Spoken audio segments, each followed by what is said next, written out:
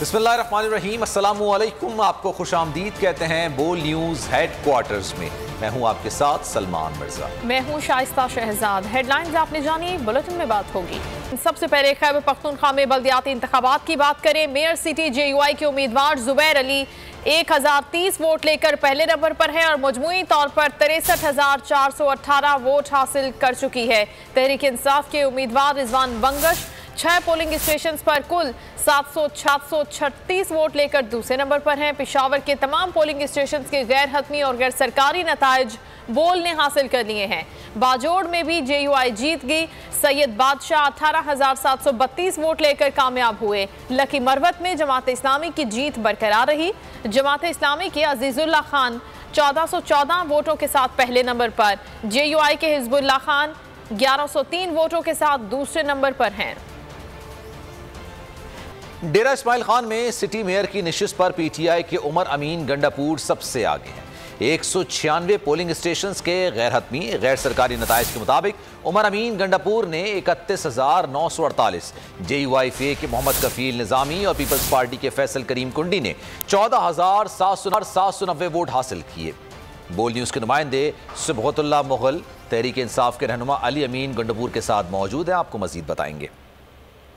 इस्माइल खान में जो है PTI ने जो अब तक के गैर सरकारी नताइज के मुताबिक PTI ने मैदान मार लिया है। इस हवाले से हमारे साथ वफाकी वजीर गिलगित बल्तिस्तान अली अमीन खान भी मौजूद है। हम उनसे जानते हैं वो अपने भाई की इस कामयाबी पर क्या कहते हैं। अली अमीन खान ये बताइएगा कि ये आज जो कामयाबी हासिल हुई है, इस हवाले से आप क्या कहें? आपके भाई ने बड़ी कामयाबी PTI ने। बिस्मिल्लाहिर्रहमानिर्रहीम।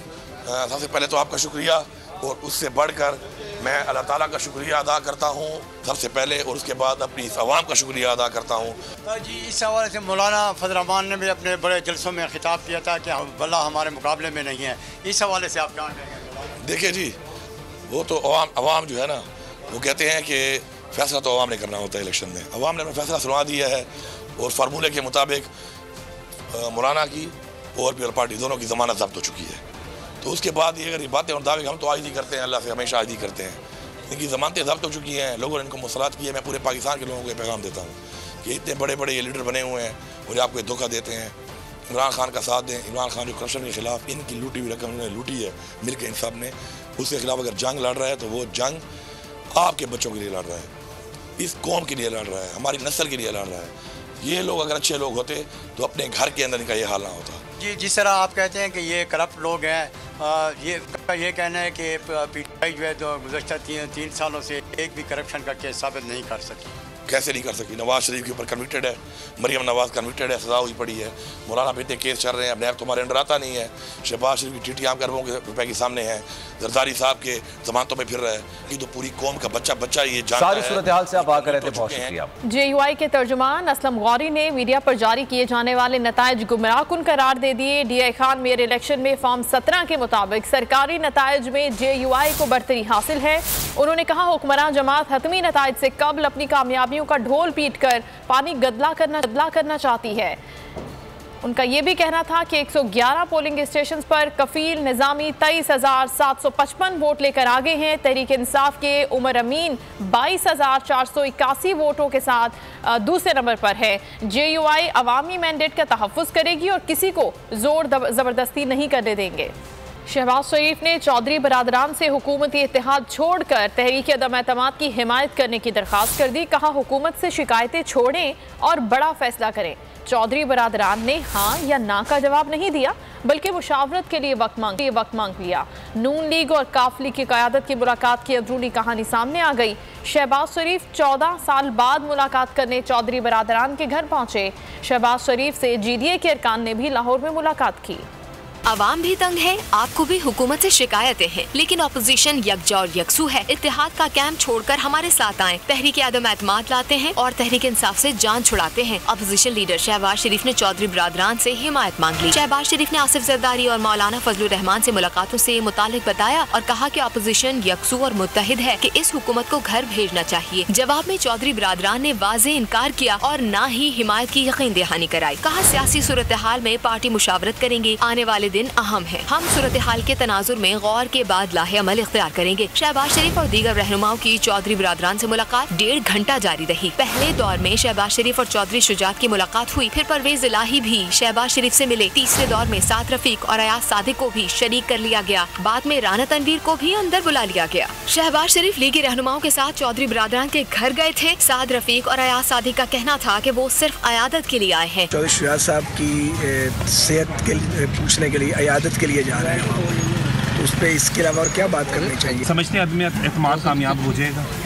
कोशिश तो करेंगे इंशाल्लाह कामयाबी की। आदमी जब कोशिश करता हो तो फिर ऑल आउट करता है। शहबाज शरीफ ने लाहौर में हुकूमती इत्तेहादी जमात GDA के 2 अरकान सिंध असम्बली से भी मुलाकात की। आरिफ जतोई और शहरियार महर की शहबाज शरीफ से आधा घंटा मुलाकात जारी रही।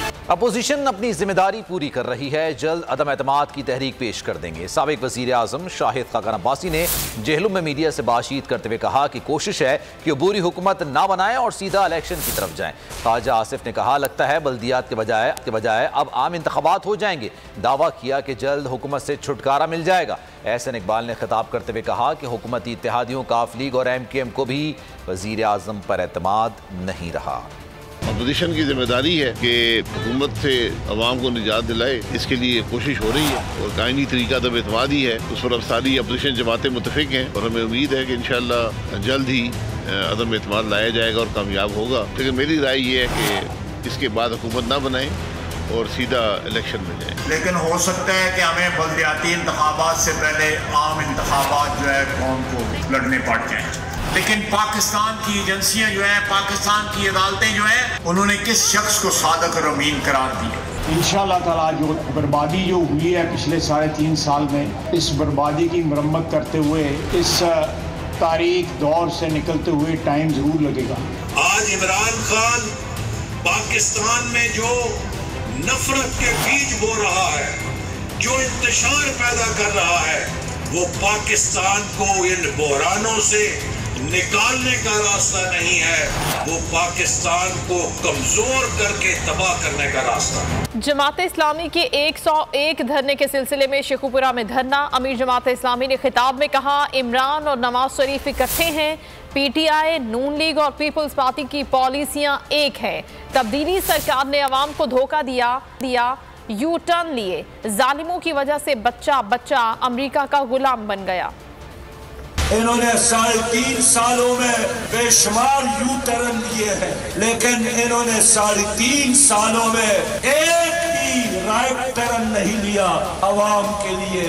ये अपने वजीरों में सर्टिफिकेट, इनामात और तमगे तकसीम कर रहे हैं, एक दूसरे को हाजी और गाजी का खिताब दे रहे हैं। 3.5 सालों में इन्होंने कौम का जो हशर कर दिया है और अब तमगे देकर, वज़रा को शाबाश देकर इमरान खान कौम की जख्मों पर नमक छिड़का रहे हैं। आसिफ अली जरदारी की तबीयत नासाज है। पीपल्स पार्टी के सदर और अमीर जमात इस्लामी सिराजुल हक के दरमियान तयशुदा मुलाकात मुलतवी कर दी गई। लाहौर के निजी अस्पताल में आसिफ अली जरदारी का तिब्बी मुआयना किया गया।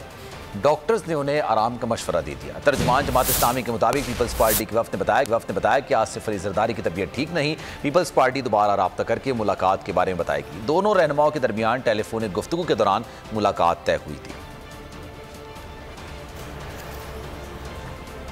पीपल्स पार्टी का लॉन्ग मार्च इस्लामाबाद कब पहुंचेगा? काफिले के मुख्तलिफ शहरों में पड़ाव की तफसीलात में सामने आ गई। मार्च का 6 से 7 मार्च तक इस्लामाबाद पहुंचने का इम्कान है।